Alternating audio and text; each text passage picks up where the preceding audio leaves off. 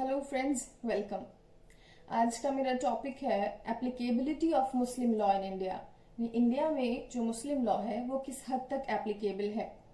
Friends, we all know that India is a land of diversity. There are so many religions and communities वो have their own cultures, traditions and mythologies. तो basically India का जो law है और India का जो constitution है वो सभी के कल्चर्स को, ट्रेडिशंस को और बिलीफ्स को जो है वो प्रोटेक्ट करने वाला है। तो coming to the point of law friends, law को हम दो फील्ड्स में बांट सकते हैं, क्रिमिनल लॉ और सिविल लॉ। क्रिमिनल और सिविल लॉ का जो डिफरेंस है दोनों का, वो later on I explain in my other video. तो बेसिकली जो क्रिमिनल लॉ है वो इंडिया के सारे लोगों के ऊपर यूनिफॉर्मली एप्लीकेबल है, इरेस्पेक्टिव ऑफ द रिलीजन और community to which they belong. लेकिन जो सिविल लॉज हैं, तो सिविल लॉ में बहुत तरह के लॉज हैं। जैसे कि फैमिली मैटर्स को अगर ले लीजिए, तो फैमिली मैटर्स हो गए जैसे कि मैरिज है, डिवोर्स है, तो इन सब कॉन्सेप्ट्स को या फिर अगर सक्सेशन की बात करें तो ये सारी चीजों के मैटर्स में सब लोग अपने अपने पर्सनल लॉज से गवर्न होते हैं। जैसे कि मान लीजिए मुस्लिम्स हैं तो उनका अपना मुस्लिम लॉ है, और जो क्रिश्चियंस हैं और पारसीज हैं they have their own personal laws, और जो जैन्स और सिख्स हैं और बुद्धिस्ट्स हैं they all and Hindus are govern by the Hindu law. तो फ्रेंड्स, कुछ लॉज ऐसे भी हैं जो जनरली सब पर एप्लीकेबल हैं। सिविल लॉज में भी कुछ लॉज ऐसे हैं जैसे कि इंडियन मेजोरिटी एक्ट 1875 कि a person is said to be a major when he arrives the age of 18 years. इसी तरह से कास्ट डिसेबिलिटीज रिमूवल एक्ट है, या prohibition of child marriage act है। तो इन सारे ये सारे जो लॉज हैं ये सिविल लॉज ही हैं, लेकिन ये जनरली सब पर एप्लीकेबल हैं। अब अगर बात करें फ्रेंड्स सिविल लॉज में भी फ्रेंड्स कुछ लॉज ऐसे हैं जिसमें मुस्लिम लॉ को एक्सक्लूड किया गया है स्पेशली, जैसे कि married women's right to property act 1874 है, या इंडियन सक्सेशन एक्ट 1925 है, या trust act 1882, transfer of property act 1882। तो the act itself contains some provisions जो कि एक्सक्लूड करता है मुस्लिम्स को from their applicability, and it says कि मुस्लिम्स जो है वो इन मैटर्स को लेकर मुस्लिम लॉ से ही गवर्न होंगे, because Muslim law itself contains a complete and exhaustive system regarding these subjects। जैसे कि प्रॉपर्टी के ट्रांसफर का मैटर है या इनहेरिटेंस का मैटर है, तो वो मुस्लिम लॉ में ही अपने आप में एक बहुत ही कॉम्प्लेक्स और बहुत ही परफेक्ट सिस्टम जो है, जिसको ज्यूरिस्ट्स ने बहुत परफेक्ट, बहुत ही आइडियल सिस्टम बताया है। Because Muslim law, I have already told, is not a man made law, it is a divine law. वो डिवाइन लॉ है, वो इंसानों ने नहीं बनाया है। तो इसीलिए बहुत ही परफेक्ट एक सिस्टम ऑफ इनहेरिटेंस और सक्सेशन का और इन सारे सब्जेक्ट्स का उसमें दिया हुआ है, तो उसमें अलग से मैन मेड लॉज की जरूरत नहीं है। तो ये लॉज जो है, ये एक्ट्स अपने आप में खुद ही प्रोविजंस ऐसे कंटेन करते हैं जो ये प्रोवाइड करते हैं कि मुस्लिम्स को एक्सक्लूड किया जाता है इन एक्ट से, और Muslims will be govern by their own personal laws regarding these subjects. तो अब फ्रेंड्स हम बात करें अगर कि मुस्लिम लॉ जो है उसकी हिस्ट्री की अगर बात करें, तो मुगल्स के टाइम पर जो मुगल एरा था उसमें तो प्रैक्टिस होता ही था, मुस्लिम्स जो है वो मुस्लिम लॉ से ही गवर्न होते थे।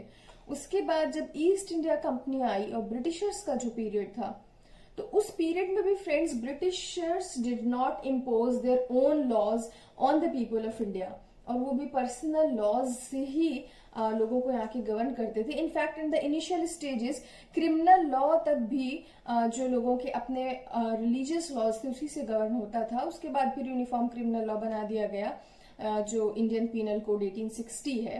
1860 से पहले क्रिमिनल लॉज भी यूनिफॉर्म एक कोड नहीं था, और बल्कि क्रिमिनल लॉ के मैटर्स में भी पर्सनल लॉ देखा जाता था ऑफ द पर्सन कि वो किसको बिलोंग करता है। उसके बाद क्रिमिनल लॉ तो यूनिफॉर्म बन गया, लेकिन सिविल लॉज जो थे और सिविल मैटर्स जो थे उसमें अभी भी लोग पूरे ब्रिटिश पीरियड में अपने पर्सनल लॉज से ही गवर्न होते रहे। इनफैक्ट जो मैजिस्ट्रेट्स थे उनको असिस्ट करने के लिए मौलवी रखे हुए थे, ताकि वो मौलवीज जो हैं वो मुस्लिम लॉ की अंडरस्टैंडिंग जो उनकी है उसके जरिए से असिस्ट कर सकें मैजिस्ट्रेट्स को और इंटरप्रेट कर सकें उनके लॉज को। तो फ्रेंड्स उसके बाद हम after the commencement of constitution की अगर बात करें, इंडिपेंडेंस के बाद, और जब हमारा कॉन्स्टिट्यूशन जो है वो प्ले में आ गया, एनफोर्स हो गया, उसके बाद देखते हैं कि क्या रहा। तो फ्रेंड्स कॉन्स्टिट्यूशन के आने के बाद कॉन्स्टिट्यूशन में एक आर्टिकल 25 है जो एज सच पर्सनल लॉज को प्रोटेक्ट नहीं करता है डायरेक्टली या इनडायरेक्टली, बल्कि उसमें ये प्रोवाइडेड है कि हर इंसान के पास, हर इंडियन सिटीजन के पास अपने रिलीजन की सारी प्रैक्टिसेस को प्रोफेस करने का एक फंडामेंटल राइट होगा।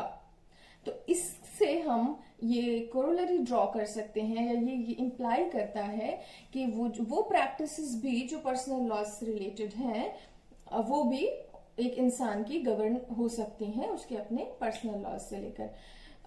उसके बाद फ्रेंड्स अगर हम बात करें कि क्या लेजिस्लेचर का कोई भी अथॉरिटी है मुस्लिम लॉ के ऊपर या किसी के भी पर्सनल मैटर्स के ऊपर लॉ बनाने की, तो इट इज देयर, लेजिस्लेचर के पास अथॉरिटी है और ये कॉन्करेंट लिस्ट में आता है।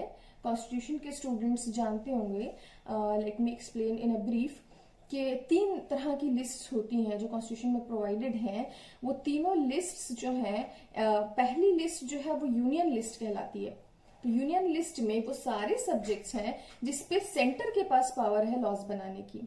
उसके बाद सेकंड लिस्ट होती है, लिस्ट 2, जो कि स्टेट लिस्ट कहलाती है, जिसमें वो सारे सब्जेक्ट मैटर्स हैं जिस पर स्टेट लॉ बना सकता है। और जो थर्ड लिस्ट होती है, list 3, is called concurrent list. तो कॉन्करेंट लिस्ट में वो सारे सब्जेक्ट मैटर्स हैं जिस पर यूनियन और स्टेट यानी सेंटर और स्टेट दोनों ही लॉज बना सकते हैं। तो फ्रेंड्स पर्सनल मैटर्स को लेकर लॉ बनाने की लेजिस्लेचर की जो पावर है वो दोनों को मिली हुई है, वो कॉन्करेंट लिस्ट में गिवन है, यानी सेंटर भी उस पर लॉज बना सकता है और स्टेट भी उस पर लॉज बना सकता है। लेकिन प्रैक्टिकली बहुत ही कम लेजिस्लेशन मुस्लिम पर्सनल मैटर्स को लेकर हुआ है, क्योंकि मुस्लिम पर्सनल मैटर्स जो हैं उसमें अभी हम पूरे मुस्लिम लॉ को I try to cover through my videos, तो वो सारे का सारा इतना एग्जॉस्टिव और इतना कंप्लीट एंड इतना परफेक्ट सिस्टम है कि उसमें बहुत ही कम स्कोप बच जाता है किसी भी लेजिस्लेशन का। जैसे कि कुछ लेजिस्लेशंस जो हुए उनकी हम बात करते हैं, तो शरीयत एप्लीकेशन एक्ट 1937 का जो था, वो 1937 का एक्ट भी इसलिए बनाया गया था क्योंकि उस टाइम पर कुछ कस्टम्स ऐसे थे जो बेसिक जो मुस्लिम लॉ है उससे कॉन्फ्लिक्ट में होकर कस्टम्स ओवरराइड करने लगे थे। लोग कस्टम्स को ज्यादा फॉलो करने लगे थे और जो एक्चुअली जो रिलीजियस लॉ है, जो मुस्लिम लॉ है, उसको वो सुपरसीड करने लगे थे। तो शरीयत एप्लीकेशन एक्ट इसीलिए बना था कि जो एक्चुअली जो रिलीजियस जो डिवाइन लॉ है वो सुपरसीड करे कस्टम्स को। इसका सेक्शन 2 मैं आपको पढ़ के सुनाती हूँ।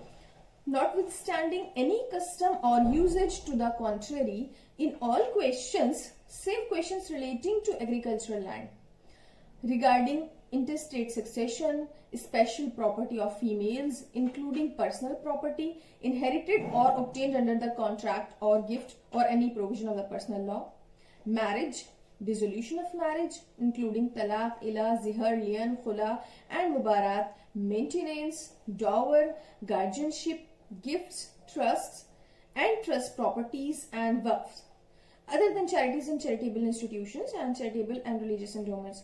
The rule of decision in cases where the parties are Muslims shall be Muslim personal law, that is Shariat. तो फ्रेंड्स शरीयत एप्लीकेशन एक्ट भी एक मैन मेड लेजिस्लेशन है, लेकिन वो मैन मेड लेजिस्लेशन ये प्रोवाइड कर रहा है कि इन तमाम मैटर्स में जो अभी हमने जिनकी बात की, तो where the parties shall be Muslims, तो they shall be govern by their own law, they shall be govern by Shariat, वो शरीयत से गवर्न होंगी। ऐसा नहीं है कि कोई और कस्टम्स या कोई और चीजें जो है या कुछ ट्रेडिशंस जो है वो उसके ऊपर ओवरराइड कर जाएं और वो चलने लगे। उसके बाद फ्रेंड्स एक लॉ बना 1939 में, dissolution of Muslim marriage act. तो friends dissolution of Muslim marriage act में जो वुमेन है उसको राइट दिया गया था कि वो कोर्ट के थ्रू डिवोर्स ले सकती है अपने हस्बैंड से। डिवोर्स के ऊपर I will be dealing with it in a separate video. जिसमें कंप्लीट डिवोर्स, इस्लाम में कौन कौन सी तरीके की डिवोर्सेस हैं, और औरत को, फीमेल्स को, एक मुस्लिम वुमेन को डिवोर्स लेने का राइट जो है उसकी सब की हम बात करेंगे। लेकिन कोर्ट के थ्रू जो डिवोर्स लेने का राइट है वो dissolution of Muslim marriage act 1939 ने दिया। उसके बाद फ्रेंड्स इंडिपेंडेंस के बाद एक एक्ट बना 1986 में, Muslim women protection of rights on divorce act. ये एक्चुअली बना था in the aftermath of Mohammed Ahmed versus Shah Bano का एक केस था 1985 का। बहुत ही इंपॉर्टेंट, बहुत लीडिंग केस है और आप लोग उसको जरूर पढ़िएगा। तो इस केस में एक्चुअली ये डिसीजन आ गया था कि एक मुस्लिम मैन जो है उसका अपनी वाइफ को मेंटेन करने का सिर्फ इद्दत पीरियड तक ही रिस्पॉन्सिबिलिटी नहीं रहेगी, बल्कि he will be obliged to maintain his wife as per the section 125 of CrPC, criminal procedure code. यानी जो इंडियन लॉ है, जो स्टैट्यूटरी, जो मैन मेड लॉ है, उससे गवर्न होगा जो maintenance of Muslim divorced women है उसका। तो उसके फौरन बाद ही ये बनाया गया act, Muslim women protection of rights on divorce act, क्योंकि इससे बहुत ज्यादा लोगों को ऑब्जेक्शन होने लगा था कि जिंदगी भर कैसे, या जब तक कि वो रीमैरी नहीं करेगा तो तब तक के क्यों मेंटेन करे एक मुस्लिम हस्बैंड, जबकि उसको ये ऑब्लिगेशन शरीयत नहीं देती है, शरीयत उसके ऊपर ये रिस्पॉन्सिबिलिटी, ऑब्लिगेशन नहीं डालती है। तो एक जुडिशियल डिसीजन ने कैसे उसके ऊपर ये ऑब्लिगेशन डाल दिया।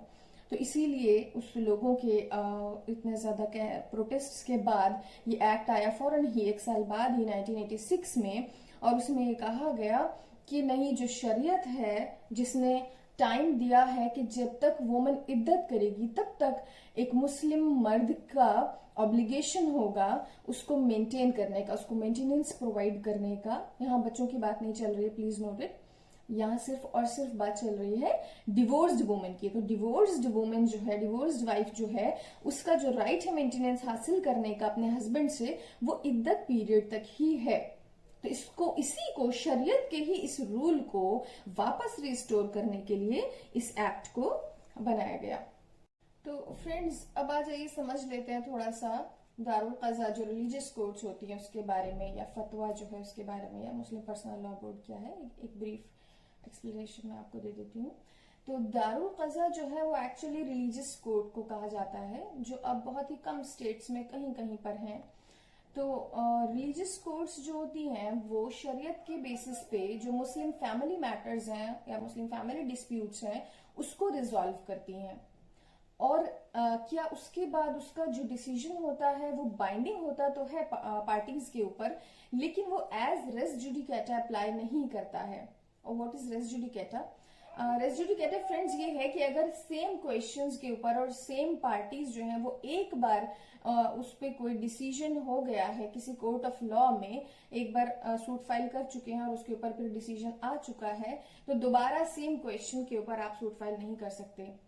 Otherwise there be so much repetition. एक इंसान बार बार जो है आज एक क्वेश्चन के बिना पर कर देगा, फिर थोड़ा सा उसको मॉडिफाई करके फिर सूट फाइल कर देगा, तो ऐसे तो there will be lots and lots of suits. तो फ्रेंड्स इसीलिए रेस जुडिकेटा एक प्रिंसिपल है सीपीसी का, जो सिविल प्रोसीजर कोड है, जो गवर्न करता है प्रोसीडिंग्स को सिविल सूट्स की। तो उसमें फ्रेंड्स रेस जुडिकेटा अप्लाई नहीं होगा। जो दारुल कज़ा कोर्ट्स हैं, अगर उसमें एक बार कोई डिसीजन दे भी दिया उन रिलीजियस कोर्ट्स ने, although it is recognised by Indian law, वो बाइंडिंग होता है पार्टीज के ऊपर, लेकिन उसके बाद भी अगर पार्टीज फील अग्रीव्ड और उन्हें लगता है कि हमें सिविल कोर्ट जाकर सूट फाइल करना चाहिए, तो they can do so. Alright, now we come to Darul Ifta. Darul Ifta जो है फ्रेंड्स, ये एक डिपार्टमेंट है जो इंडिया की बहुत सारी इस्लामिक यूनिवर्सिटीज चलाती हैं, जैसे कि दारुल उलूम देवबंद है।